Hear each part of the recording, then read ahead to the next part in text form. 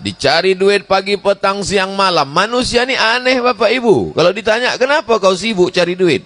Untuk makan. Kenapa kau sibuk? Cari makan. Begitu dibawa masuk ke rumah sakit, diperiksa, apa kata dokter? Bapak sakit mah karena tak makan.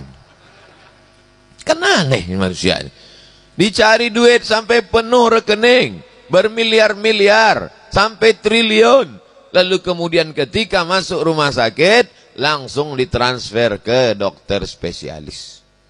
Duit itu tak sempat dinikmati. Sekaya-kaya orang, makan paling cuman tambuh 3 kali. Kalau sampai tambuh 4 kali, usus bocor. Sekaya-kaya orang, baju paling banyak 3 lapis. Saya subuh ini 3 lapis. Singlet di dalam, baju koko, sorban. Kalau sampai 4 lapis, demam. Bukan kaya. Hidupnya cuma makan, pakai.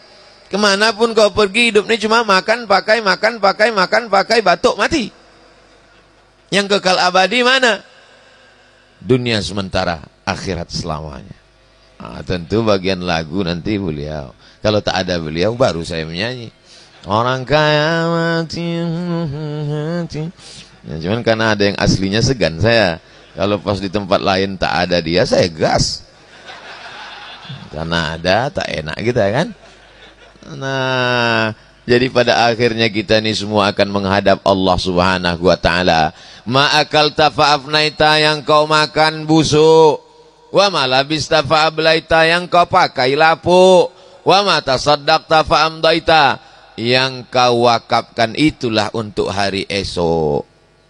Kita ini mati, tanah untuk kita bukan luas betul. 2 meter kali 1 meter. Dalamnya 1, kita genapkan aja lah 2 meter biar dalam. 1,5 meter, 2 meter, 2 meter ke dalam. Itulah cuma. Menangislah istri, anak, menantu melepas. Ayah, atuh, abang, kenapa lelakiku mati, kenapa tak laki si anu? Apa mau dikata, habis sudah. Hilang semuanya. Hanya tinggal kenangan-kenangan belaka.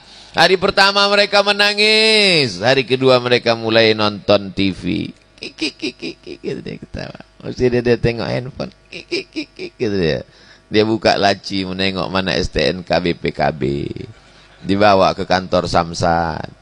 Kata polisi, kata Samsat, ini untuk apa? Mau ganti nama Pak. Kenapa ganti nama? Almarhum tak mau menangkap orang mati, tak ditangkap polisi.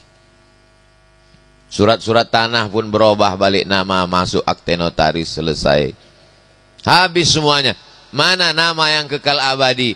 Itulah nama yang ada di prasasti yang tanda tangan tadi. Abdul Somad. Mana dia sekarang? Almarhum. Jamaah yang dimuliakan Allah Subhanahu wa ta'ala. Orang yang cerdas nilai mewakafkan tanah nih. Mau dibeli tak dia kasih? Tidak. Kenapa? Saya tak mau. Karena dia mau ada amal yang mengalir sampai hari kiamat. Subuh, zuhur, asar, maghrib, isya, tahajud, iktikaf anak-anak 20-30 hari, 10 hari. Malam baca Quran. Non-stop pahala itu putus.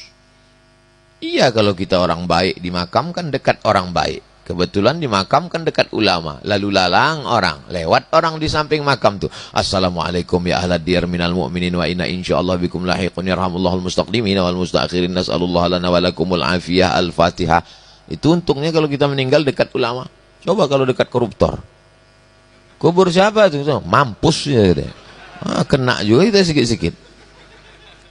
Makanya kan nanti kalau itu tak ulama, mudah-mudahan. Kalau saya meninggal kebetulan pas jadwal di kota Palembang, tolong makamkan saya di pemakaman dekat makam para habaib. Biar supaya pas orang ziarah kubro, ramai orang. Ada keluarga orang berkirim-kirim doa, dapat juga Abdul Somad. Ada keluarga orang berkirim pempek, dapat kita pahalanya. Itulah untungnya dekat dengan orang baik-baik. Pandang ke kanan, Ustadz Dery Sulaiman. Pandang ke kanan, Habib Mahdi bin Syihab. Pandang ke kanan, Ustadz Kemas Ali, Kemal. Kemal itu artinya sempurna. Tak ada yang lebih sempurna dari Ustadz Ali ini lagi. Pandang ke kiri, Pak Wali. Belakang, jangan tengok lagi. Anggota dewan hadir, ketua hadir.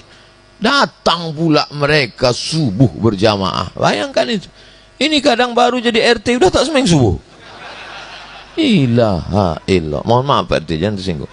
Yang saya maksudkan ini itu tempat-tempat lain, entah di mana lah itu. Yang udah mati orangnya. Tapi hari ini luar biasa. Tadi sebelum terlambat pula kami datang. Saya terus terang sudah bangun, saya jam 4 udah duduk saya menunggu. Habis itu saya tanya, jam berapa subuh? Udah azan Pak Ustaz. Hah? Tempat kita nanti, insya Allah nanti kita sholat. Saya tanya, Habib kita sholat di mana? Kita sholat di sana. Sampai kemari langsung saya tanya lagi, Ustadz Dery. Ustadz Dery udah sholat? Nunggu Ustadz katanya. Maju ke depan, Masya Allah, Tabarakallah. Di samping saya tengok kuburan. Kuburan almarhum. Kita bacakan Al-Fatihah sampai semuanya. Bagus kuburan ada di samping masjid. Supaya apa? Supaya salafi tak masuk ke masjid. Kalau masjid itu diambil orang NU, sendal hilang. Kalau masjid itu diambil Muhammadiyah, kunut hilang. Kalau masjid itu diambil salafi, semua hilang. Tapi salafi tak mau mengambil masjid yang ada kuburan. Kenapa? Karena bagi mereka dianggapnya kita menyembah kuburan. Jangan sholat di masjid yang ada kuburan.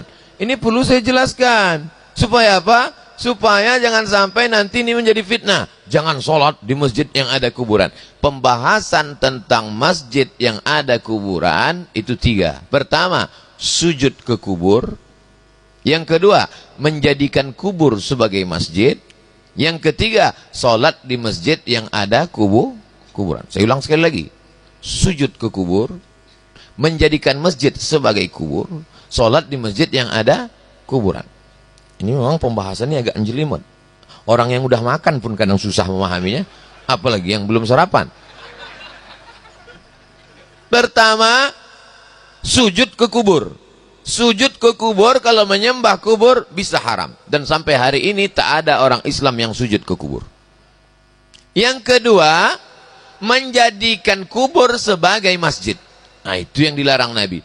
La'anallahul yahud wan nasara. Allah melaknat Yahudi dan Nasara. Kenapa? Ittakhadhu qubura anbiya'ihim masajid. Karena mereka menjadikan kuburan sebagai masjid. Meninggal Abdul Somad, dikuburkan.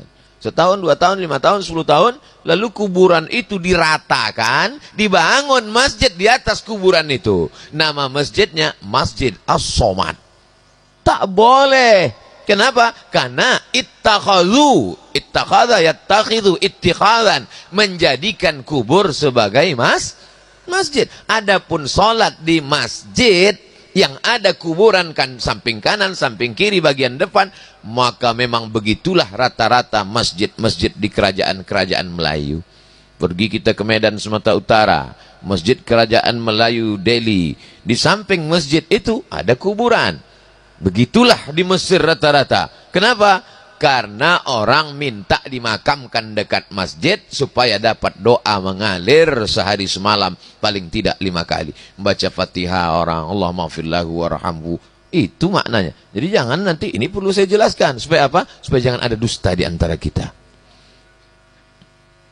Mana tahu hari berganti musim berubah muncul fitnah. Jangan sholat di Masjid Al-Anwar. Itu ada kubur di sana. Itu ada syubhat. Oh, pembahasan masalah ini ada 3. Lupa pula aku. Apa kata Ustaz Somad kemarin?